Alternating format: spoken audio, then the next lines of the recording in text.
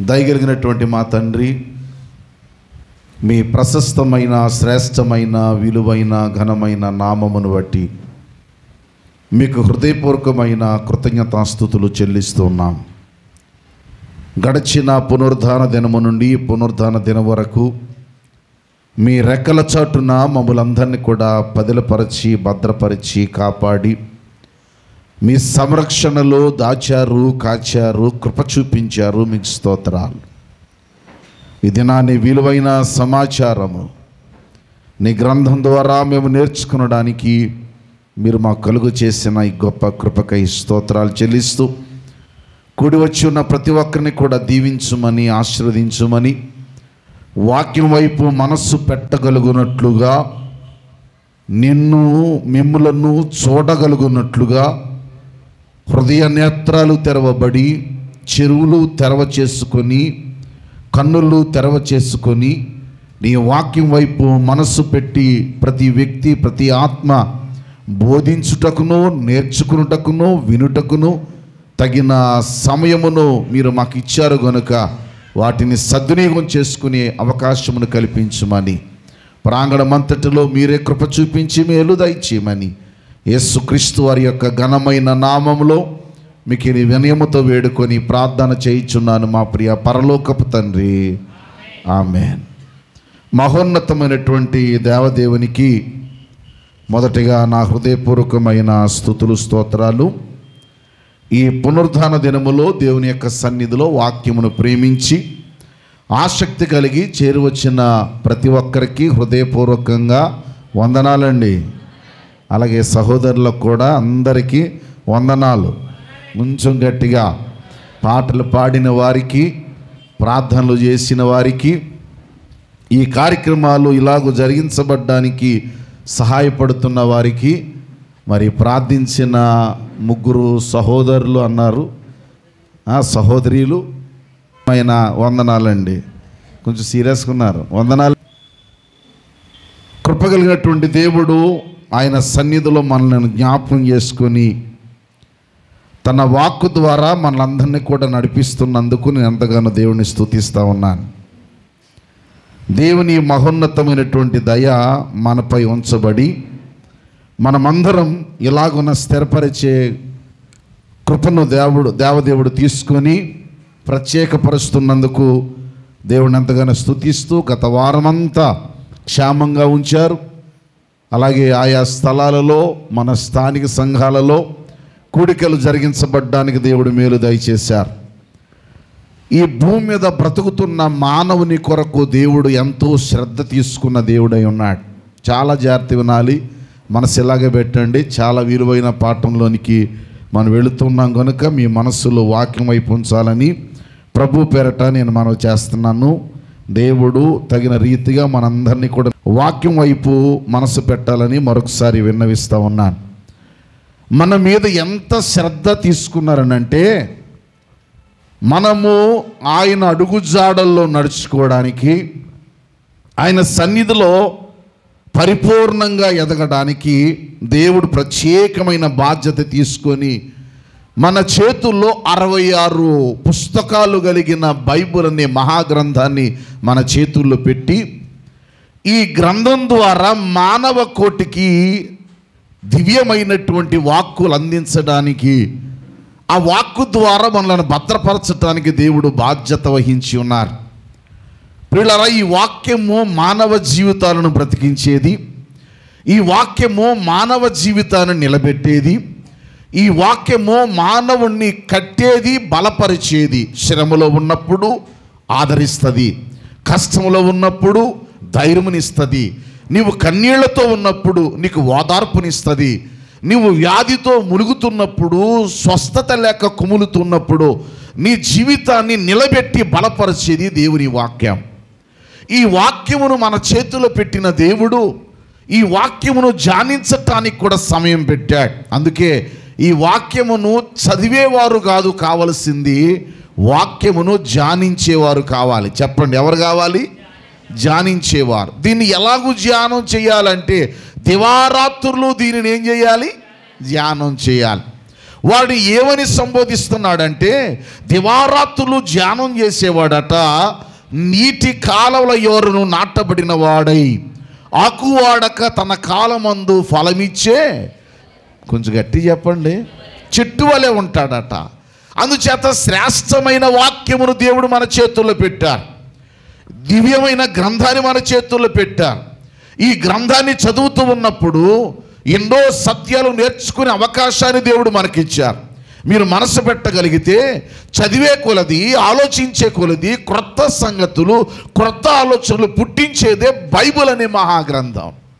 అందుకే ఎందరో వక్తలు వచ్చారు, భక్తులు వచ్చారు, ఎన్నో పుస్తకాలు, ప్రసంగాల మీద పుస్తకాలు వచ్చాయి, కానీ ఈ బైబిల్కి మాత్రం అంతమనేది లేదు. అంత అద్భుతమైనటువంటి సందేశాలు దేవదేవుడు మనకి పొందుపరిచి అద్భుతమైనటువంటి వాక్కుల చేత నడిపిస్తున్న దేవుడు దినదినము కూడా క్రొత్తదనము కలిగి ఉండడానికి, మానవునికి ఎన్నో సంగతులు అర్థం కావడానికి బోధించిన సంగతులు గ్రంథస్థం చేయబడ్డాయి. అందులో నిత్యము మన జీవితంలో, మన కుటుంబంలో ఉండే ఒక గింజ గురించి దేవుడు ఒక అద్భుతమైన పాఠాన్ని పెట్టాడు. ఆ గింజో తెలుసా? ఆవగింజ. చెప్పండి, ఈ గింజ కొంచెం గట్టి చెప్పండి. ఆవగింజను చూసిన వాళ్ళు ఎవరైనా ఉన్నారా? ఏమండి, అంత సీరియస్గా ఉన్నారే? ఆవగింజను చూసిన వాళ్ళు ఎవరైనా ఉన్నారా? ఉంటే ఉన్నానని చెప్పండి, లేకపోతే లేదని చెప్పండి. ఉన్నారా లేదా? ఉన్నాం కదా. ఆవగింజ మన జీవితాలలో చాలా చిన్న గింజ. ఆవగింజ చూడడానికి చాలా చిన్నది, అంత మాత్రం కాదు మన ఇళ్లల్లో ఉండేది. ఆవగింజలు నిత్యము వాడుకునే వాళ్ళల్లో, ఉపయోగించుకునే వాటిల్లో, మనం వండుకునే వాటిలో ఉపయోగించుకోవడానికి ఉపయోగపడే ఒక చిన్న గింజ. ఆ గింజలో నుండి కూడా దేవుడు పాఠాన్ని నేర్పడం ప్రారంభించాడు. చాలాసార్లు క్రితం ఈ జ్ఞాపకం చేశాను. ప్రకృతిలో ఉన్న చెట్టును చూపించి దేవుడు మనకి ఏమి నేర్పాడు? పాఠం నేర్పించాడు. పక్షిని చూపించి దేవుడు ఏమి నేర్పించాడు? పాఠం నేర్పించాడు. ఏమనుకోకండి, అందరూ ఒకసారి నాకు వందనాలు చెప్పండి. ఎంతే పక్షులైనా, చెట్టులైనా, ప్రకృతి అయినా సమస్తం కూడా మానవుని కొరకు ఇవ్వబడ్డాయి. కానీ విచిత్రం ఏంటంటే, ఏ మానవుని కొరకు ఇవ్వబడ్డాయో ఆ మానవునికి ఇవి ఏమి నేర్పుతున్నాయి? పాఠాలు నేర్పుతున్నాయి. పాఠాలు నేర్పడానికి ఎన్నో సంగతులు పెట్టారు. ఈ పాఠం ద్వారా మనిషి బలపడాలి, ఈ పాఠం ద్వారా మనిషి స్థిరపడాలి అని దేవుడు ఆలోచన చేసి ఎన్నో సత్యాలు రాయడం జరిగింది. ప్రియులారా, ఈ ఆవగింజ గురించి ఎన్నో మార్లు మనం చదివేశాం. ఈ వాక్యం రానోళ్ళు ఎవరు ఉంటారో? ఏమండి, ఏమన్నాడు యేసుక్రీస్తు ప్రభువారు అంటే తక్కువ అని చెప్పేస్తారు. చెప్పండి, మీలో ఆవగింజంతా, ఇంకా గట్టి చెప్పండి, మీలో ఆవగింజంత విశ్వాసం ఉన్న ఎడల, ఏమున్న ఎడల? గట్టి చెప్పండి, విశ్వాసం ఉన్న ఎడల ఏం చేయమన్నాడు? ఈ కొండను చూసి ఎక్కడ పడమంటే వెళ్ళిపోమంటే వెళ్ళిపోద్ది అన్నాడు. ఇది మనందరికి తెలుసు కదా. కానీ అదే ఆవగింజలో, అదే బైబిల్లో ఈ ఆవగింజ గురించి 2 సందర్భాలు రాయబడ్డాయి. ఇది మనం గ్రహించాలి. 2 సందర్భాలు రాయబడ్డాయి. ఆవగింజ గురించినటువంటి పాఠం వాళ్ళకి ఎందుకు చెప్పాలనుకున్నాడో కొంచెం మనసు పెట్టండి, ఏమనుకోకండి. అందరికీ వందనాలండి. ఇంకా కొంచెం గట్టి చెప్పండి. 2 సందర్భాలు రాయబడ్డాయి. మొదటి సందర్భాన్ని చదువుదాం. మన మత్తయి సువార్త 13వ అధ్యాయం 31 వచనం మరొకసారి చదువుదాం. ఆయన మరి ఒక ఉపమానము వారితో చెప్పాను. పరలోక రాజ్యము ఒకడు తీసుకొని తన పొలములో విత్తిన ఆవగింజను పోలి ఉన్నది. బాగా వినాలి, మీరు బాగా వినాలి, బాగా వినాలి. ఇందాక మనము 2 వచనాలు చదివాం. ఏమండి, మనసు పెడుతున్నారా? ఎన్ని వచనాలు? 2 వచనాలు ప్రారంభంలో చదివాం. ఇక్కడ మళ్ళా చదువుతున్నాం చూడండి. ఆయన మరి ఒక ఉపమానము వారితో చెప్పాను. ఏం చెప్పాడట ఆయన? గట్టి చెప్పాలా? ఏం చెప్పారట ఆయన? ఉపమానం. ఉపమానం అంటే అర్థం ఏంటి? పోలిక. పోలిక. మనిషి బుద్ధి లేకుండా తిరుగుతున్నాడు అనుకోండి, పోలిక పోలిస్తారు. ఏమని? గాడిదలా తిరుగుతున్నాయి వేటరా అంటారు. అంటే గాడిద ఎలా పడితే అలా తిరిగేది కాబట్టి వాడు ఇప్పుడు దేనితో పోల్చాడు? మనిషే, కానీ దేనితో పోలిక చేయబడ్డాడు? గాడితో. పోలిక, ఉపమానం అనగా పోలిక. ఏదైనా సులభతరములో అర్థం కావడానికి, ఏదైనా అవగాహన చేసుకోవడానికి ఉపమానం అనేది యేసు ప్రభు వాడుకున్నటువంటి ఒక ప్రత్యేకత.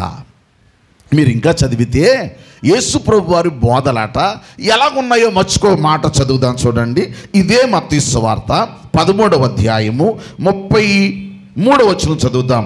ఆయన మరి యొక్క ఉపమానం వారితో చెప్పాను అని చెబుతూ 34వ వచనం, నేను నోరు తెరచి, చాలా జాగ్రత్తగానండి, నేను నోరు తెరచి ఉపమాన రీతిగా బోధించేదను.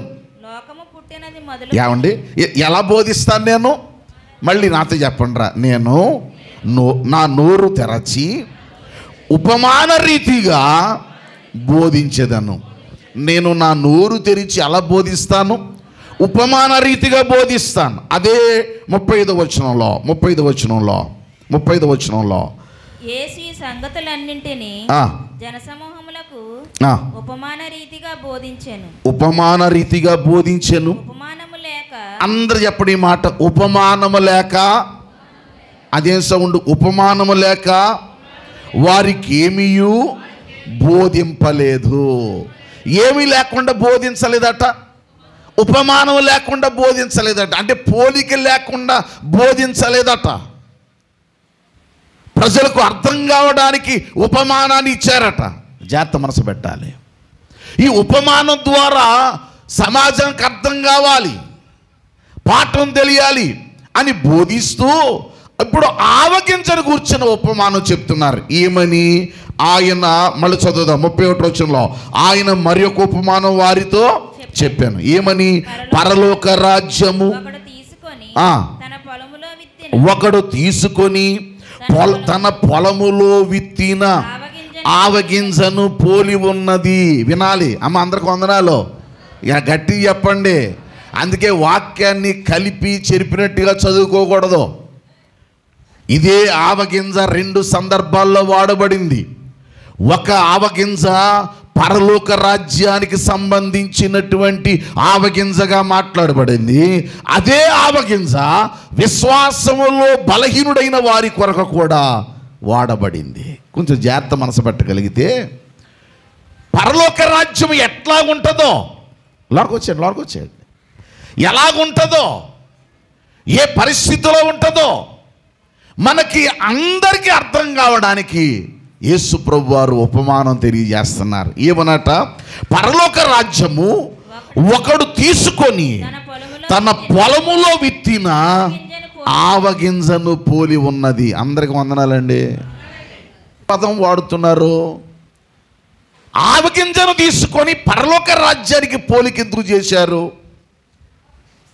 2 సందర్భాలు ప్రజలకు అర్థం కావడానికి ఆయన చూపించారు. మీరు మనం బైబిల్ అంతా చదువుతుంటే ప్రతి పాయింట్ పట్టుకోగలమండి. బైబిల్ని పదే చదవాలి, పదే ధ్యానం చేయాలి, వాక్యమును అన్వేషణ చేయాలి. పరలోక రాజ్యమట ఒకడు తీసుకొని తన పొలములో విత్తిన అన్నాడు మత్తయి సువార్త 13వ అధ్యాయంలో. కానీ మార్కు సువార్తలో ఏమన్నాడు చూడండి ఒకసారి. మార్కు సువార్త 4వ అధ్యాయం, మార్కు సువార్త 4వ అధ్యాయము 30వ వచనం దగ్గర చదువుదాం. మరియు ఆయన ఇట్లా నేను దేవుని రాజ్యమును ఎట్లు పోల్చెదము, ఏ ఉపమానముతో దానిని ఇంచెదము. ఎన్నో వచ్చిన చెప్పాను. 30వ వచనం దగ్గర నుంచి చదువుదా నాన్న. అది ఆవగింజను పోలి ఉన్నది. ఆవగింజ భూమిలో విత్తబడినప్పుడు. ఆగండి, ఇందాక ఏం చదివారు మీరు? అందుకే పాయింట్ పట్టుకోమన్నాను. మత్తయి సువార్త 13వ అధ్యాయంలో 31, 32 వచనాల్లో పొలములో విత్తబడిన ఆవగింజ అన్నాడు. వందనాలండి. ఎందులో విత్తబడిన ఆవగింజ? పొలములో విత్తబడిన ఆవగింజ అన్నాడు. మార్కు సువార్తలు అంటాడు భూమిలో విత్తబడిన ఆవగింజ అంటాడు. వినాలి మీరు. ఎక్కడ విత్తబడింది? మొదటేమో విత్తబడింది ఎక్కడట? పొలములో. ఇప్పుడు మార్కర్ ఏమంటాడు? భూమిలో అంటాడు. మరో మాట కూడా చదవండి, లూకా సువార్త 13వ అధ్యాయం. జాగ్రత్తగా పాయింట్ పట్టుకోండి. లూకా సువార్త 13వ అధ్యాయము 18వ వచనం. ఆయన దేవుని రాజ్యము దేనిని పోలి ఉన్నది, దేనితో దానిని పోల్తును. ఒక మనుషుడు తీసుకొని పోయి ఎక్కడ వేసినా, గట్టి చెప్పండి, ఎక్కడ వేసినా. ఏమన్నా అర్థమైందా మీకు? వందనాలండి. ఏమన్నా అర్థమైందా అంటున్నాను. ఒకే గింజ 3 సందర్భాల్లో మాట్లాడుతున్నారు యేసుక్రీస్తు ప్రభువారు. మొదటి సందర్భం అంటారు మత్తయి సువార్త 13వ అధ్యాయములో, ఆవగింజట పొలములో విత్తబడిందట. మార్కు సువార్తలు అంటారు 4వ అధ్యాయంలో, ఆవగింజ భూమిలో విత్తబడిందట. వినండి, ఎక్కడ విత్తబడింది? మనం ఆవగింజ అనగానే ఆవగింజ మీదే మనసు పెడతాం, ఆ తర్వాత పదాలు పెద్దగా పట్టించుకోం. ఇప్పుడు ఇందాక మీరు ఆవగింజ అనగానే మీరు ఏం గుర్తొచ్చింది? మీలో ఆవగింజ అంతా, అదే వాళ్ళు అంత సీరియస్కున్నారా? అంత సీరియస్కున్నారు అందరూనే. ఆవగింజ అనగానే ఏం చూసాం? ఆవగింజంత విశ్వాసం ఉన్న ఎడల అన్న మాట చదివాం, కానీ ఒక్క ఆవగింజను ఎన్ని సందర్భాల్లో వాడారో మనకు అర్థం కాలేదు. మొదటి సందర్భాన్ని మీకు జ్ఞాపకం చేస్తాను. మొదటి సందర్భము ఆవగింజ దేనికి సాదృశ్యంగా ఉందంటే పరలోక రాజ్యమునకు సాదృశ్యంగా ఉంది. బాగా వినాలి. దేనికి సాదృశ్యం? పరలోక రాజ్యానికి. పరలోక రాజ్యానికి సాదృశ్యంగా ఉన్న ఆ ఆవగింజ ఎక్కడ నాటబడుతుంది అంటే, మొదటగా పొలము అన్నారు, రెండవదిగా భూమి అన్నారు, మూడవది తోట అన్నారు. వినండి, అందరికి వందనాలు. పొలము భూమి రెండు ఒకటి కాదా? మిమ్మల్ని అడుగుతున్నానండి, పొలమన్నా భూమి అన్నా ఒకటి కాదా? ఒకటి కాదా? ఒకటి కాదా? ఒకటేనా? ఒకటేనా? పొలం వేరు, భూమి వేరు. అన్నీ భూమే, కానీ భూమిలో 2 రకాలు ఉంటాయి. పొలము అంటే వ్యవసాయానికి పండించే దానిని ఏమన్నారు? పొలం అన్నారు. నివాసాలు కట్టుకునే దాన్ని ఏమన్నారు? ఇటు అంతా సీరియస్గా ఉన్నారు, ఇటు అలా బాబు ఏమన్నారు? భూమి అన్నారు. ఇప్పుడు పొలాల్లో పండించే వేరు, వినాలండి, పొలాల్లో పండించేవి వేరు, ఇళ్లల్లో పండించుకునే వేరు. కొంతమంది ఇంటినే తోటలా మారుస్తారు, కొంతమంది ఇంటినే పంటలుగా మార్చేస్తారు, కొంతమంది ఇంటిలోనే రకరకాలైనటువంటి వాటిని వేస్తారు. అది భూమి. కానీ పొలం ఉందే, ఈ పొలాన్ని అన్ని రకాలుగా ఉపయోగిస్తారు. ఇప్పుడు ఈ మధ్య నన్ను ప్రార్థన చేయమన్నారు, మొన్నటిదాకా వరిదానికి, ఇప్పుడేంటంటే పెసలో మినుములు. అలా సీరియస్గా చూడకుండా అన్న, పెద్ద వ్యవసాయం తెలీదు. ఇంకేం పండిస్తారమ్మా? కందులు. ఇంకా చెప్పినాను, బాగా చెప్తున్నావు నువ్వు. పెసలో, ఇంకా నెక్స్ట్ ఏంటి? మినుములు. ఆ తర్వాత ఏంటి? కందులు. ఇంకా రకరకాలు ఇవన్నీ పంటలేస్తారే. ఒకే పొలములో పండించే పంటలు వేరు, భూమి దగ్గర ఉండే పరిస్థితి వేరు. ఈ పొలము భూమి దేనికి సాదృశ్యమో తెలుసా? లోకానికి సాదృశ్యం. బాగా వినాలి. దేనికి సాదృశ్యం? లోకానికి సాదృశ్యం. పరలోక రాజ్యం అట ఆవగింజను పోలి ఉందట. వినాలి. దేనికి? ఏ గింజను? ఇంకా గట్టి చెప్పండి. ఆవగింజను పోలి ఉన్నది. అది పొలములో భూమిలో విత్తబడుతుంది. విత్తబడేటప్పుడు ఎలా ఉందో తెలుసా? చూడడానికి చిన్నది. ఆ మాటలు చదువుదాం. మళ్ళా తెరవండి. మత్తయి సువార్త 13వ అధ్యాయం 31 నుంచి. మరి ఒక ఉపమానము వారితో చెప్పాను. పరలోక రాజ్యము ఒకడు తీసుకొని తన పొలములో విత్తిన ఆవగింజను పోలి ఉన్నది. అది విత్తనములన్నిటిలో, అందరికి వందనాలు, కొంచెం గట్టి చెప్పాలా, అది విత్తనాలన్నిటిలో ఎలాంటిదట? చిన్నది. చిన్నది కానీ అది పెరిగినప్పుడు, అంటే లోకం అనేటువంటి పొలములో, భూమి అనేటువంటి పొలములో పరలోక రాజ్యము చిన్నదే. బాగా వినాలి. ఈ సమాజంలో క్రైస్తవుడు చూడడానికి చిన్నోడే. ఆయన రాజ్యము సంఘము చిన్నదే. అది చూడడానికి ఇంతగానే కనిపిస్తుంది, చూడడానికి బలహీనమైనదిగా కనబడుతుంది. అందుకే లోకములో ఉన్నవాడు నిన్ను చూస్తే వాడు ఉప్పొంగిపోతున్నాడు. మేము చూడు ఎలా ఉన్నామో, మేము చూడు ఎంత దర్జాగా ఉన్నామో, మేము చూడు ఎంత హ్యాపీగా ఉన్నామో అని లోకంలో ఉన్నవాడు అనుకుంటున్నాడు. కానీ నీలో పరలోక రాజ్యాన్ని పోలిక చేసి యేసుప్రభు వారు ఎందుకు చెప్తున్నారంటే, ఈ లోకమనే ఈ భూమిలో, లోకమనే ఈ పొలములో, వినాలే, లోకమనే ఈ పొలములో ఒకవేళ నువ్వు చూడ్డానికి చిన్నవాడివే కావచ్చు, తక్కువవాడిగా కనపడవచ్చు, లేనివాడిగా కనబడవచ్చు, పనికిరాని వాడిగా కనబడవచ్చు, అయోగ్యమైన వ్యక్తిగా కనపడవచ్చు, నీ వలన ప్రయోజనం లేదు అన్నట్టుగా నువ్వు కనబడవచ్చు. కానీ నిన్ను దేనితో పోలిక చేశాడు తెలుసా? నిన్ను ఆవగింజతో పోలిక చేశారు. రెండు పోలికలు ఉన్నాయి, మీరు బాగా వినాలి. ఈ ఆవగింజలో ఇద్దరున్నారు, ఒకటి నీవు ఉన్నావు, రెండు యేసుక్రీస్తు ప్రభువారు కూడా ఉన్నారు. మళ్ళీ రిపీట్ చేస్తా, ఈ ఆవగింజలో యేసుక్రీస్తు ప్రభువారు ఉన్నారు, నీవు ఉన్నావు. యేసుక్రీస్తు ప్రభువారు చూడడానికి చిన్నవాడే, కానీ అది భూమిలో ఏం చేయబడుతుందట? మళ్ళా చూద్దాం, చూడండి. అది విత్తనములన్నిటిలో చిన్నదే గాని అది పెరిగినప్పుడు, అమ్మా అది పెరిగినప్పుడు అంటే దానిలో ఉన్నదేంటి? ఎదుగుదల ఉంది. వినాలి మీరు, ఆవగింజలో ఉన్న లక్షణం ఏంటి? అయ్యి అందరు గట్టి చెప్పండి. పేతురు గారికి కూడా వందనాలు, వందనాలు. ఏమి లేదు, మీది ఏం తప్పు లేదు, నాదే తప్పు. ఈ పొలం అనే ఈ భూమిలో, లోకంలో నువ్వు చిన్నగానే కనపడతావు. నీ స్థానము, నీ స్థాయి చిన్నగానే ఉంటుంది, పనికిరానట్టే ఉంటుంది, అయోగ్యమైనట్టే ఉంటుంది, ఏం చేయగలను అన్నట్టే ఉంటుంది, వీడి వల్ల ఏం జరుగుతుంది అన్నట్టే ఉంటుంది.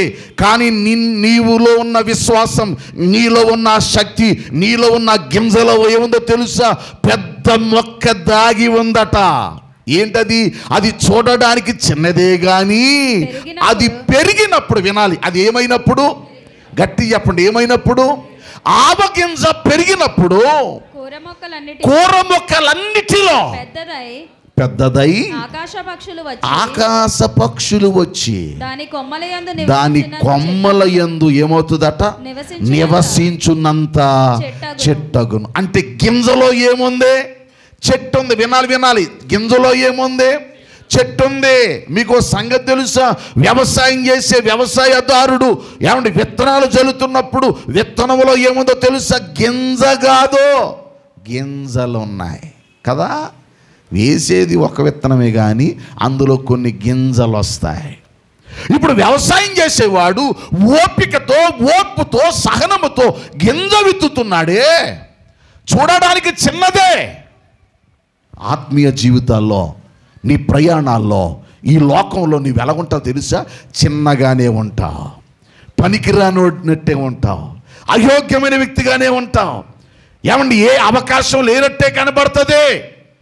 లోకంతో పోలిక చేసుకుంటే లోకమే గొప్పగా కనిపిస్తుంది, నువ్వు చిన్నగా కనబడతావు. కానీ నువ్వు పెరిగినప్పుడు, అది పెరిగినప్పుడు అంటే ఆవగింజకుండే లక్షణం చెప్తున్నాడు. అది పెరిగినప్పుడు కూర మొక్కలన్నిటిలో పెద్దదై అది అందులో ఏముందట? చెట్టగును. ఏమగును? గట్టి చెప్పండి, ఏమగును? అంటే చూడడానికి చిన్నదే, అది పనికిరానిదే, ఇది ఏం చేయగలదు అన్నట్టే ఉంటుంది. అపోస్తులు వెళ్ళి సువార్త ప్రకటిస్తున్నారట. అపోస్తులు చూసి మొట్టమొదటి ఏం చేయగలరు అనుకున్నారట. కానీ రోజులు మారేకొలిది, కాలం మారేకొలిది అంటారు. అందరూ నాతో చెప్పండి, భూమిని, గట్టిగా సౌండ్ పెంచండి, భూమిని తలక్రిందులు చేయువారు ఎక్కడకును దిగి వచ్చారు. ఎక్కడికి వచ్చారు? వీళ్ళు ఎలాంటి మామూలు అనుకున్నాను రా బాబు. వెళ్ళింది ఎంతమంది? 12 మంది. కానీ భూమిని ఏం చేశారు? గట్టి చెప్పండి, తలక్రిందులు చేసేసారు. నువ్వు ఏ ప్రాంతానికి వెళ్ళు, ఏ మూలకి వెళ్ళు, ఏ చోటకి వెళ్ళు, ఏ దేశానికి వెళ్ళు, ఏ చోట ఉన్న ఆ చోట కూడా క్రైస్తవ్యం అనేది ఉంది. మన శత్రు దేశమైన పాకిస్తాన్లో కూడా ఏమన్నా తెలుసా? చర్చిలు ఉన్నాయి. నేను మొన్న ఇండోనేషియా దేశం వెళ్ళినప్పుడు అక్కడ చెప్పాను కదా, దాదాపు 14 దేశాల నుండి ప్రజలు వచ్చారు. ఈ 14 దేశాల్లో పాకిస్తాన్ కూడా దేశం ఒక దేశం. ఈ పాకిస్తాన్ దేశం నుండి 4 వ్యక్తులు వచ్చారు. అంటే ఆయా దేశాల నుంచి ఇన్విటేషన్ ఇస్తారు వాళ్ళు, ఎందుకంటే వాళ్ళు అన్ని ఏర్పాట్లు చేయాలి కనుక. పాకిస్తాన్ నుంచి కూడా నేను వాళ్ళ ఫొటోస్ చూస్తుంటే ఆశ్చర్యపోయాను. పాకిస్తాన్ దేశంలో కూడా సంఘాలు ఉన్నాయా? ఉన్నాయి. అప్పుడప్పుడు తెలుగు పద్యం ఉంది, ఏ దేశం ఎగినా ఎందు కాలిడినా, ఏ పీఠం ఎక్కినా ఎవరెదురైనా పొగడరా నీ తల్లి భూమి భారతిని, నిలుపురా నీ జాతి నిండు గౌరవం అన్నాడు మహాకవి.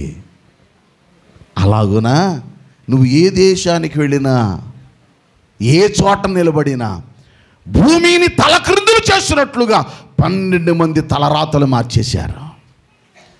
అందుకే యేసయ్య ఆనాటి ప్రజలతో మీరు చిన్నది అనుకున్న ఆవగింజలో, ఇది పనికిరాదు అనుకున్న ఈ ఆవగింజలో దానికి ఉండే స్వభావాన్ని జ్ఞాపకం చేస్తున్నాడు. వివరించను, మొదటి సంగతి మీకు జ్ఞాపకం చేస్తాను. దాంట్లో ఉన్నటువంటి స్వభావం ఏంటంట, అది ఏం చేస్తుంది అంటే అది మొదట చిన్నగానే ఉంటుందట. మొదట ఎలా ఉంటుంది? అది గట్టి చెప్పిన ఎలా ఉంటుంది?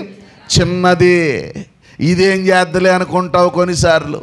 అప్పుడప్పుడు నేషనల్ జియోగ్రఫిక్ ఛానల్ చూపిస్తూ ఉంటే పక్షుల గురించి, పురుగుల గురించి, జంతువుల గురించి చెప్తూ ఒక్కొక్క పాము కోసం చెప్తాడు, ఒక్కొక్క పక్షి కోసం చెప్తాడు, ఒక్కొక్క చిన్న చిన్న పురుగు కోసం కూడా చెప్తాడు. మీకు అర్థం కావడం చెప్తాను. దోమే కదా ఇదేం చేద్దంటే ఏమీ చేయదు, మలేరియా తీసుకొస్తుంది.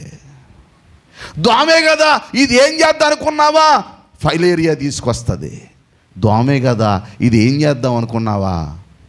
ఎంత సీరియస్గా ఉన్నారేట, అలా అంత సీరియస్గా ఉన్నారే. చిన్నది. మీకు ఒక సంగతి చెప్పనా, మీకు అర్థమయ్యే భాషలో చెప్తాను. రోజు మన కోరికొండలు ఎక్కువ ఉంటాయి. ఏ ఊరికి అంత ఎక్కువ కనపడవండి, మన ఊర్లో ఎంత ఎక్కువ ఉంటాయో. అంత సీరియస్గా ఉన్నారే. ఏటయ్యి? వందనాలండి. వందనాలు చెప్పండి. ఇక్కడ కూర్చుంటే భలే వచ్చేస్తాయండి. నా ఫ్రెండ్స్ ఎలాగ వచ్చేస్తాయి అన్నీ, చుట్టూ చేరిపోతాయి. ఎంత బాగుంటాయో. మన వాళ్ళు పెట్టి పోషించినంతగా ఏ ఊర్లో ఎవరు పోషించరేమో. ఏటిని? దోమలండి. ఎంత బాగా పెంచుతారో మీరేమనుకోవద్దే. అందరికి వందనాలు. అంత శుభ్రంగా ఉంటాయి ఇల్లు, మన డ్రైనేజీలు. అందుకని దోమలు ఎక్కడికి వెళ్ళో మన చుట్టే ఉంటాయి. మనకి కలరా, ఫైలేరియా, మలేరియా, ఏంటిది ఏదో ఇంకా ఉన్నాయేటి, ఇంకా చెప్పేస్తారు అలా. ఎన్ని రకాల జబ్బులు. చిన్నదే కానీ ప్రమాదాలు అందులో ఉన్నాయి, ప్రమాదాలు దాగి ఉన్నాయి. ఇది ఏం చేయదు అనుకుంటున్నావేమో. ప్రమాదం అంటే నేను చూసేవాడికి నీ శక్తి సామర్థ్యాలు తెలీదు. ఈడేం చేయగలడు అనుకుంటాడు, వీడి వల్ల ఏం జరుగుద్ది అనుకుంటాడు. కానీ అది చిన్నదే కానీ, ఆవగింజ పోలిక చూడండి, అది చిన్నదే కానీ మళ్ళీ నీ జ్ఞాపకం చేస్తున్నాను. నీ ఆత్మీయ జీవితంలో కొన్నిసార్లు నువ్వు చిన్నోళ్ళలాగే కనపడతావు. ఒక్కొక్క చోట నీ యొక్క ప్రియారిటీ కనపడదు. అనువుగాని చోట ఏమనకూడదట, అధికులమనరాదు అంటాడు. కొన్నిసార్లు నీ ప్రియారిటీ కనిపించదు, నీ ప్రశంసలుండో, నీకు ఘనత రాదు. కానీ నిన్ను దేనితో పోలిక చేశాడు తెలుసా? ఆవగింజతో పోలిక చేశాడు. నువ్వు చూడడానికి చిన్నడువే కావచ్చు. అర్థమయ్యేలా చెప్పమంటారా? మనమందరం కూడా జ్ఞానులమనో, బలవంతులమనో, ఘనమైన వారమనో, ధనమున్న వారమనో దేవుడు మనల్ని పిలలేదు. మనం కూడా చిన్నోళ్ళమే. మనల్ని ఎలా పిలిచాడు తెలుసా? తెరవండి కొరింథీ పత్రిక, మొదటి అధ్యాయం. కొరింథీయులకు రాసినటువంటి మొదటి పత్రిక 1వ అధ్యాయం. దయచేసి ఈ మాటలు నోట్ చేసుకోండి. 1వ అధ్యాయములో మళ్ళీ ఈ మాటలు చదువుదాం. 1వ అధ్యాయము 20వ వచనం, 26వ వచనం.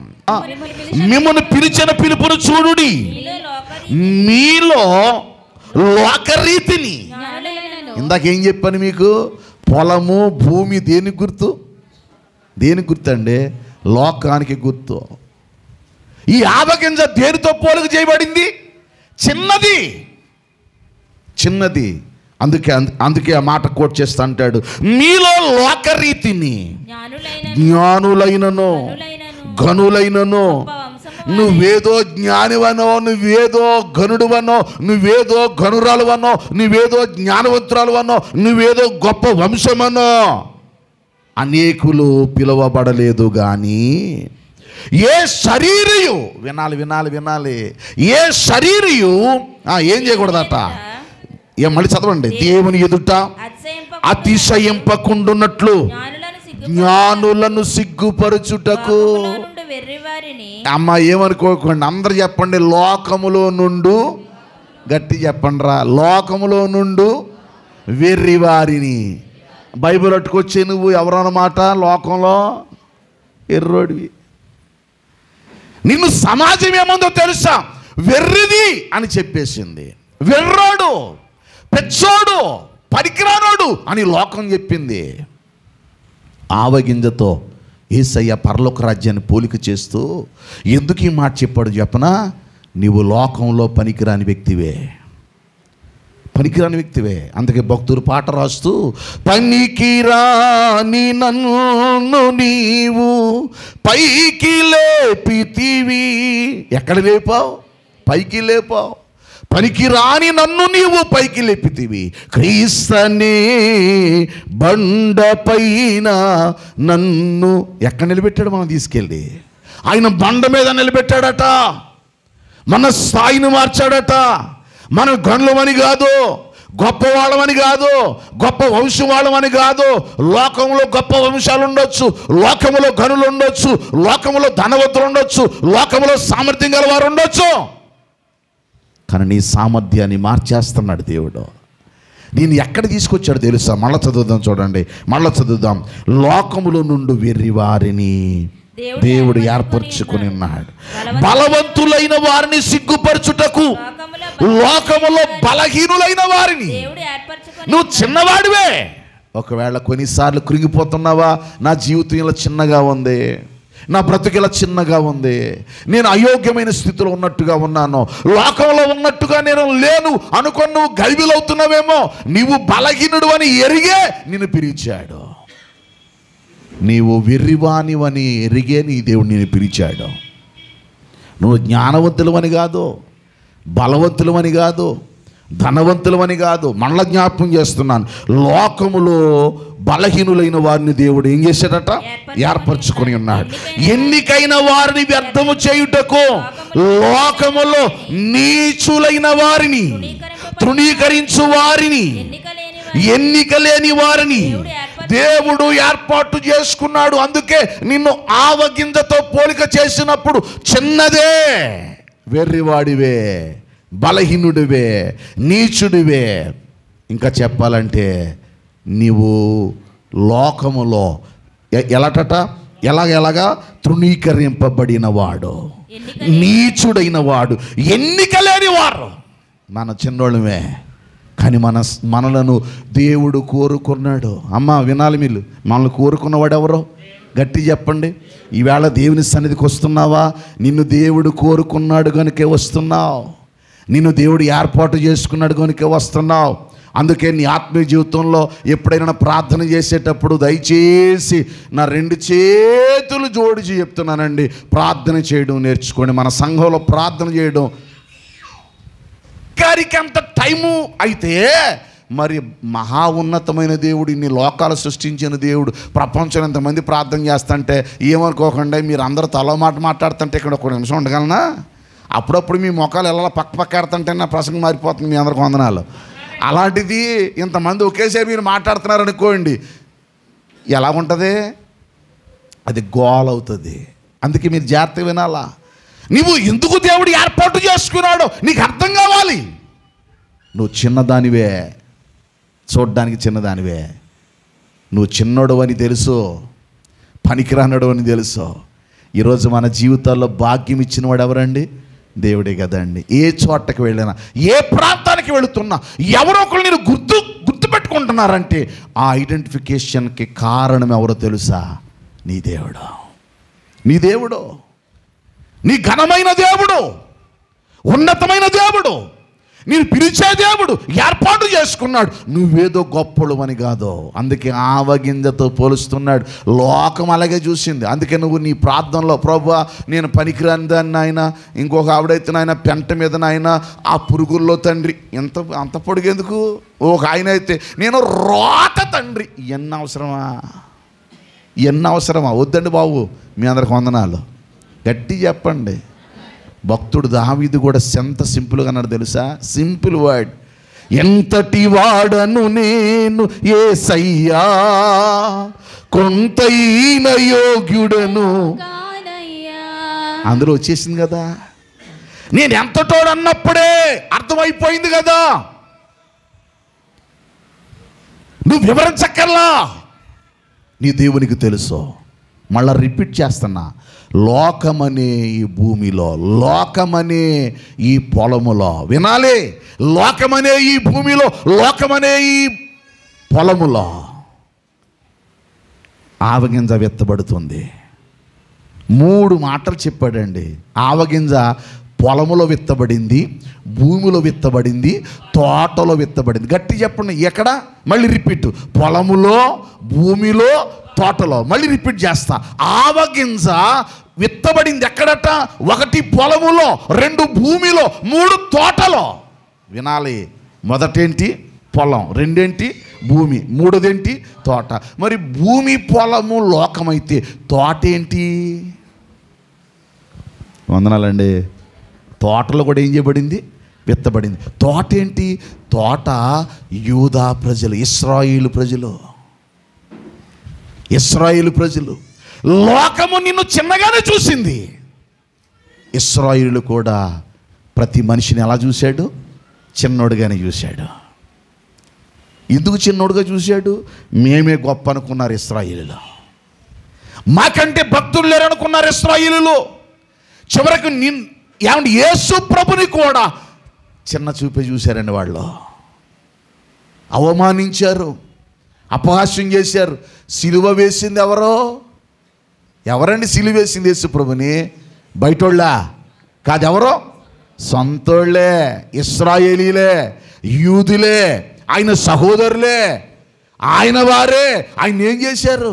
అవమానం చేశారు. కొన్నిసార్లు నీ ఆత్మీయ జీవితంలో నీతో ఉన్నవారే, నీలో ఉన్నవారే, నీతో కలిగిన వారే నేనేం చేస్తారో?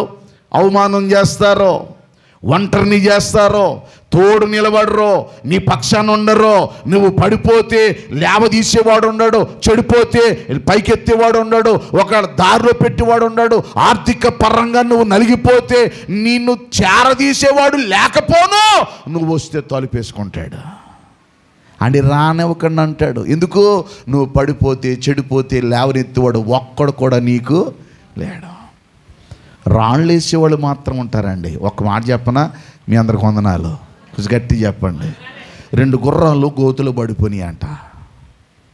ఒక లోతైన గోతులో పడిపోయినాయి అట. ప్రయత్నం చేస్తున్నాయి, రాలేకపోతున్నాయి. ఒక గుర్రం అంటుందట, ఇక మన పని అయిపోయింది, ఇక మనం లేవలేమో, మనల్ని పైకి తీసేవాళ్ళు లేరు, మనం పైకి వచ్చే పరిస్థితి లేదు అని ఒక గుర్రం అంటుందట. మరో గుర్రం అంటుందట, కంగారు పడకో, ఓపిక తెచ్చుకో, ధైర్యం తెచ్చుకో, నెమ్మదిగా మనం ప్రయత్నం చేద్దామని కాళ్ళతో ప్రయత్నం చేస్తుంటే కొంతమంది కుర్రోళ్ళు వస్తున్నారట. గుర్రాలు రెండింటిని చూసి, ఏమండి పైకి తీయడం పోయి రాళ్ళుతో కొడుతున్నారట. వేటినండి? గుర్రాలని రాళ్ళతో కొడుతున్నారంట. పైకి తీయడానికి ప్రయత్నం చేయడం లేదు, రాళ్ళతో కొడుతుంటే 2 గుర్రాలకి గాయాలు అవుతున్నాయి. బాబోయ్ అమ్మోయ్ అంటుంటే అవి అటు ఇటు చుట్టూ లోపల గోతులు తిరుగుతుంటే ఇంకా రాళ్ళు వేస్తున్నారట. గాయాలతో నింపబడుతున్న గుర్రం అంటుందట, ఇక చెప్పానా అసలే గోతులో ఉన్నాం, లేవలేమనుకుంటే వీళ్ళు ఇంకా గాయాలు చేసేస్తున్నారు, ఇక మనం అయిపోయింది, ఈ గాయాలతో ఎక్కడ పడిపోవాలి, మనం ఎక్కడ జావాలనుకొని అలా చతికిరి పడిపోయిందంట. 2వ గుర్రం ఉంది, ఆ దెబ్బలు తింటుంది, రాళ్ళ తాకిడి తగులుతుంది, గాయాలు అయిపోతున్నాయి, గాయాలు రక్తాలు కారుతున్నాయి, బాధ భరిస్తుంది. రాళ్ళన్నిటినీ నెమ్మదిగా పడుతున్న ఒక్కొక్క రాయిని నెమ్మదిగా కాళ్ళతో ఆ బాడీ ఆ యొక్క శరీరంతో నెమ్మదిగా క్రింద గెంటి తన కాళ్ళ కిందకి నెమ్మదిగా రాళ్ళు తెచ్చుకుంటుంది. రాళ్ళు వేస్తున్నారు, రోజులు తరబడుతున్నాయి, రాళ్ళన్నీ కుప్పలుగా చేసుకుంది, నెమ్మదిగా గోతులోంచి బయటికి రావడానికి ప్రయత్నం చేసింది. ఈ పదం ఏంటో తెలుసా? నీ చుట్టూ అవమానాలు ఉంటాయి, నీ చుట్టూ అపహాస్యాలు ఉంటాయి, నిన్ను నిందించేవారు ఉంటారు, కొంగదీసేవారు ఉంటారు, హేళన చేసేవారు ఉంటారు. ఇంకా చెప్పనా, నీతోనే ఉండి నిన్ను అపహాస్యం చేస్తూ నిన్ను ఆత్మీయంగా పడగొట్టే వాళ్ళు కూడా ఉంటారు. వీటన్నిటిని నువ్వేం చేయాలి తెలుసా? ఇది ఎలాగైతే గాయాలు తగులుతున్న తన ఆత్మస్థితిని కోల్పోలేదో, ఎలాగైనా పైకి నేను చెప్పండి, ఎలాగైనా పైకి నేను రావాలా? నీ గురి అలాంటిదై ఉండాలా, నీ ఆలోచన అలాంటిదై ఉండాలా. ఎక్కువసేపు మాట్లాడి వివరిస్తున్నాను, మనసు పెట్టండి. అది నీ ఆత్మీయ జీవితానికి పునాది అయిపోద్ది. అవమానాలు వచ్చినా కృంగిపోకు, కష్టాలు వచ్చినా కృంగిపోకు, నష్టం వచ్చిందని కృంగిపోకు. పాజిటివ్గా తీసుకో, ఆలోచించు, ఎలాగైనా పైకి రావాలా. యేసుక్రీస్తు ప్రభువారు భూమిని పొలాన్ని చూపించి లోకానికి సాదృశ్యమైతే తోటని ఎందుకు చూపించారో తెలుసా? చుట్టూ ఎత్తుగా తోట అప్పటికే విస్తారమైన చెట్లతో ఉంది. ఇది పెరగాలంటే అది ఎన్ని రోజులు పడుతుంది చెప్పండి? ఎన్ని రోజులు పడుతుంది? అయినా తోటతో పోల్చాడు కానీ పక్షులన్నీ వచ్చి వాలే చెట్టుగా ఈ ఆవ చెట్టే పెరిగిందంట. ఏ చెట్టు? గట్టి చెప్పండి, ఏ చెట్టు? అంటే దేనికి నీడనిస్తుంది? పక్షులకు నీడనిస్తుంది. అందుకే దీనిలో మనసు పెట్టండి దయచేసి. 5 గుణాలు ఉన్నాయి, వివరించను. మొదటి గుణం ఏంటంటే అది చిన్నది. నువ్వు లోకంలో కూడా చిన్నోడివే, పనికిరానోడివే. రెండవది దానికి ఉన్న లక్షణం ఏంటంటే ఎదిగే లక్షణం. ఇప్పుడు చెప్పాను కదా, గుర్రం ఏం చేసింది? నెమ్మదిగా రాళ్ళన్నిటిని ఏం చేసింది? నా చిన్నప్పుడు కథ విన్నాను, కాకి గురించి కథ. అది ఏం చేసిందట? రాళ్ళన్నిటిని బట్టి నెమ్మదిగా ఏం చేసింది అది? రైట్. జీవితంలో కూడా అదే నేర్చుకో. అవమానం చూసి కృంగిపోకు, నీకు వచ్చే కష్టాలు చూసి నువ్వు కృంగిపోకు. ఈవేళ దయచేసి మీకు ఈ మాట జ్ఞాపకం చేస్తున్నాను. ఎదుగుట అనే దానికి అర్థం తెలుసా? ఇదే మత్తయి సువార్తలో 13వ అధ్యాయం ఈ మాట చెప్పడం చూడండి. 13వ అధ్యాయంలో విత్తనాల గురించి యేసు ప్రభు వారు మాట్లాడుతూ, మత్తయి సువార్త 13వ అధ్యాయము దయచేసి 19వ వచనం. ఇచ్చమును గూర్చిన వాక్యము వినియు గ్రహింపకయుండగా ఒక్క నిమిషం. ఎవడైనను రాజ్యమును గూర్చిన వాక్యము వినియు గ్రహింపకయు ఉండగా దుష్టుడు వచ్చి వాని హృదయములో విత్తబడిన దానిని ఏమవును? ఆగండి. విత్తబడుతున్నప్పుడే జాగ్రత్తగా నువ్వు చేసుకోకపోతే నీ దగ్గరికి ఎవడొస్తాడట? దుష్టుడు వచ్చి. వినాలి, ఎవరు వస్తారు? గట్టి చెప్పండి, ఎవరు వస్తారు? ఇప్పుడు ఇది ఎక్కడ విత్తబడుతుంది? భూమి, పొలం అనే లోకంలో. ఎక్కడ? తోటలో. తోట దేనికి గుర్తు? ఇశ్రాయేలుకు గుర్తు, యూదులకు గుర్తు. మరి భూమి, పొలము దేనికి గుర్తు? లోకానికి గుర్తు. ఆ లోకములో నువ్వెవరవి? ఒక ఆవగింజవి. ఆవగింజవైన నీవు విత్తబడాలి, మనసు పెట్టాలి. ఏం చేయబడాలా? గట్టి చెప్పండి, ఏం చేయబడాలా? అది విత్తబడి ఎదగాలి అంటే భూమిని పెకలించాలా. భూమిని ఏం చేయాలి? పెకలించాలి. అంటే అర్థం ఎలా చెప్తాను? విత్తనం వేసావు, విత్తనము అది పైకి రావాలంటే భూమిని ఏం చేస్తుంది? అది బదలగొట్టుకొని బయటికి వస్తుంది. సమస్యల వలయాలు, కష్టాలనేటువంటి వలయాలు నీ చుట్టూ ఉన్నప్పుడు వాటిని జయించుకొని నువ్వు రావాలి. వాటిని బట్టి కృంగిపోకూడదు, వాటిని బట్టి నువ్వు ఆగిపోకూడదు. నేను ఏమనుకోకండి, బలహీనమైతే నువ్వు డాక్టర్ దగ్గరికి వెళ్తున్నావే, దేవుడి దగ్గరికి ఎందుకమ్మా అంత నిర్లక్ష్యం చేస్తున్నావు? ఎలాగోలా నన్ను మోసుకొని అక్కడ బాడేయండి హాస్పిటల్ అంటున్నావే, నన్ను మందిరంలో బాడేయండి అనేవాళ్ళు ఉన్నారా? నన్ను దేవుడి దగ్గర పెట్టేయండి అనేవాళ్ళు ఉన్నారా? నీవు ఎదిగే స్థాయిలో ఉండాలి. ఆవగింజతో పోలిక ఎందుకు చేశాడంటే ఆవగింజకున్న లక్షణం చూడడానికి చిన్నది కానీ అది ఏం చేసిందట? పొలములో, భూమిలో, తోటలో విత్తబడి. తోట దేనికి చిహ్నం? చుట్టూ తోటని ఎందుకంటారంటే దానికంటే పెద్ద వృక్షాలు కలిగి ఉన్నాయి కనుక దాన్ని ఎవరు పిలుస్తారు చెప్పండి? తోటని పిలుస్తారు. ఇప్పుడు ఆ తోటలో ఏం చేయబడుతుంది? విత్తబడుతుంది. అప్పుడప్పుడు వరిచేను గురించి ఈ కథ విన్నారా మీరు? వరిచేను గురించి ఒక బాగా పండిపోయి ధాన్యంతో ఉన్న ఈ వరి వెన్నట ఇలా వారిపోయిందంట. బాగా పండిపోయి ఉన్నటువంటి ధాన్యంతో ఉన్న మరొకటట నిబ్రంగా ఉందంట. బాగా నన్ను అందరికి వందనాలు. ఒక వెన్నుతో ఉన్న బాగా పండి వెన్నుతో ఉన్నదేమో పడిపోయిందంట, ఒకటి నిలబడి ఉందంట. ఈ నిలబడి ఉందంటుందంట, ఓయ్ ఎలా పడిపోయావే, నన్ను చూడు, నేను ఎంత నిబ్రంగా ఉన్నాను, నేను ఎంత బాగున్నాను. నువ్వు నేను ఒకసారి ఎత్తబడ్డాం కదా, షార్ట్లో చెప్తున్నాను. నువ్వు నేను ఒకసారి ఎత్తబడ్డాం కదా, నిన్ను దున్నట్టే నన్ను దున్నారు కదా, నీకు విత్తనం వేసినట్టే నాకు విత్తనం వేశారు కదా, నేనేటి ఎలా నిలబడున్నాను, నువ్వేటి ఎలా పడిపోయావు అంటుందట. దేన్ని చూసి? పడిపోయిన వెన్నును చూసి. ఇది అంటుందంట, కంగారు పడకు ముందు ముసలి పండుగ అంటుందట. ఇది ఏది? పడిపోయింది. అప్పుడు కోత కోస్తున్నారంట. కోత కోస్తుంటే ఇలా పట్టుకున్నాడంట. అదందంట, ఏటి ముందు ముసలి పండుగ అన్నావు, నిన్ను పట్టుకున్నాడో నన్ను పట్టుకున్నాడు. కోత అంటే నిన్ను కోస్తున్నాడో నన్ను కోస్తున్నాడు. దొల్ల కొడుతుంటే నిన్ను దొల్ల కొడుతున్నాడో నన్ను దొల్ల కొడుతున్నాడు. చేట ఎత్తంటే నిన్ను ఎత్తాడు నన్ను ఎత్తాడు అందంట. ఎగరబోతుంటే ఏంటి అలా చూసారేంటి? ఎగరబోతుంటే మాత్రం నిన్ను పోతున్నాడో అని పోయిందంట.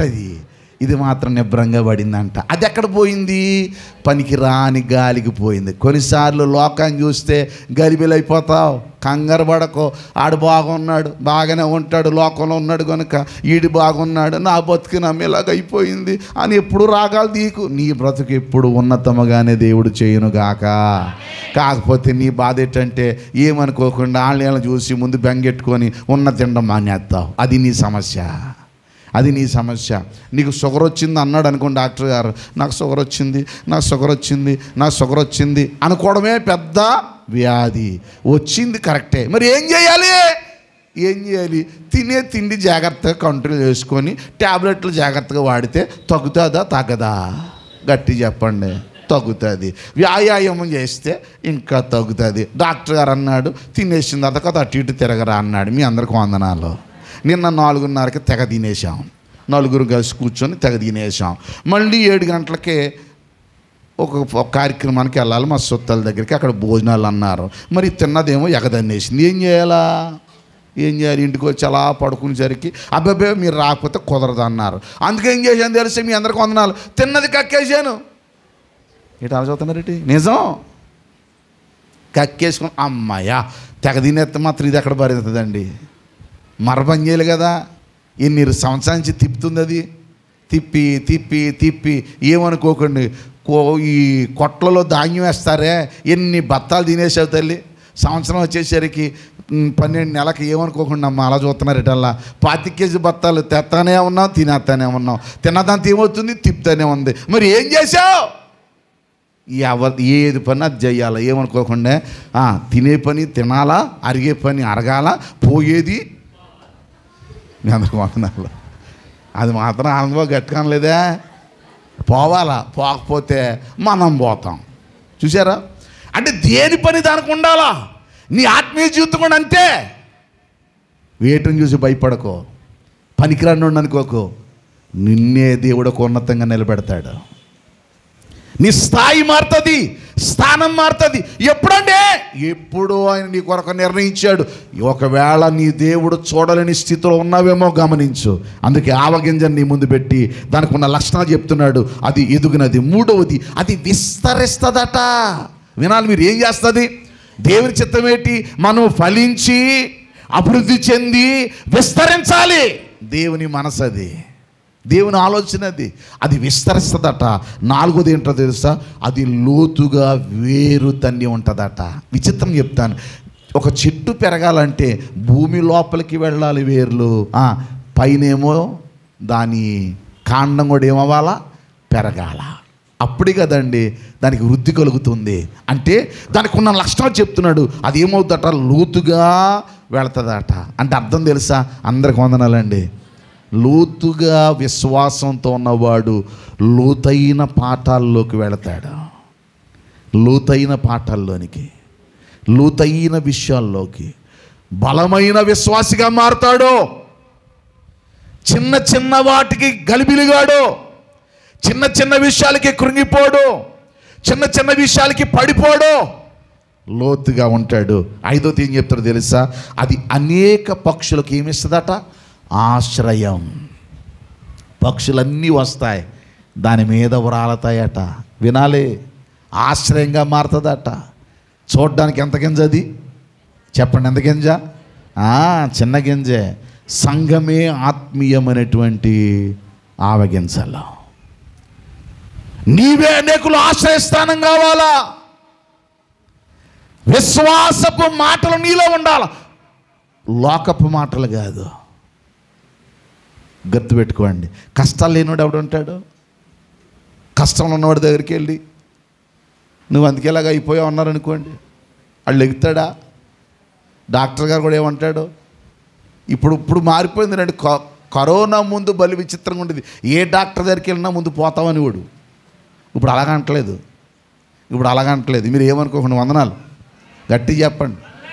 మొన్న ఒక ఆయన నాతో చెప్తున్నాడు, ఓ సంవత్సరం నుంచి చితక తినేస్తున్నాడంట. ఎందుకు తిన్నాడంట అంటే, డాక్టర్ అన్నాడంట నీకు అన్నీ తగ్గిపోయి అని. టెస్టులు చేసినప్పుడల్లా ల్యాబోర్డ్తో మాట్లాడి తక్కువ చేయించేస్తున్నాడంట టెస్ట్లో. వీడు అన్నీ తినేస్తున్నాడట. ఇది సరదా కోసం చెప్పట్లేదు, నేను చెప్తున్నాను. వీడు అన్నీ తినేస్తున్నాడట. వినండి, షుగర్ నార్మల్గా ఉంది, అన్నీ బీపీ నార్మల్గా, అన్నీ చితక తినేస్తున్నాడట. ఇందుకే ఏం జరిగిందంటే లోపల ఒక కఠోరమైన వ్యాధి అతనికి ఉంది. మనసు పెట్టండి ప్లీజ్. నువ్వు ఎట్టగారని చెప్పట్లా. మరి టెస్ట్లన్నీ ఇలాగొచ్చాయేంటి? డాక్టరే చెప్పాడట. ఎందుకు చెప్పాడు? వీడు బెంగ పెట్టుకుని చచ్చిపోతాడేమని. మొత్తం ఎందుకంటే అన్ని అనుమానాలే. డాక్టర్ చెప్పాడట. కానీ విచిత్రం చెప్పనా, వీడు చచ్చిపోతాడేమో అని అన్ని తినేమన్నాడు. వీడు అన్ని తినేయడం వల్ల నిజంగానే బాగుపడ్డాడు. నిజమండి, అని నిజంగానే బాగుపడ్డాడు. అంతకు మునుపు ఉన్నదానికి ఇప్పుడున్నదానికి చాలా తేడా వచ్చింది. ఆశ్చర్యపోయాడు అతను. దైవజనుడే, గాడాల్లో ఉంటాడు. ఆశ్చర్యపోయాం, మేము కూడా ఆశ్చర్యపోయాం. మీకు మొన్న శుక్రవారం కాకంత శుక్రవారం రికార్డు కూడా వినిపించాను. మీకు ఒక దైవజనుడు మాట్లాడిన రికార్డు కూడా మీకు వినిపించాను. 21కి సిద్ధంగా ఉన్నాను. 1:21 నా మట్టుకైతే బ్రతుకుటి క్రీస్తే, చావైతే లాభం అనేవాడు. ఆ మాటలు వింటంటే నాకు కూడా కన్నీళ్ళు వచ్చాయని చెప్పాను. కొన్నిసార్లు మనం అనుకుంటాం ఇక అయిపోయింది మన జీవితం అనుకుంటాం. కానీ దేవుడు ఎలా మారుస్తాడో తెలుసా?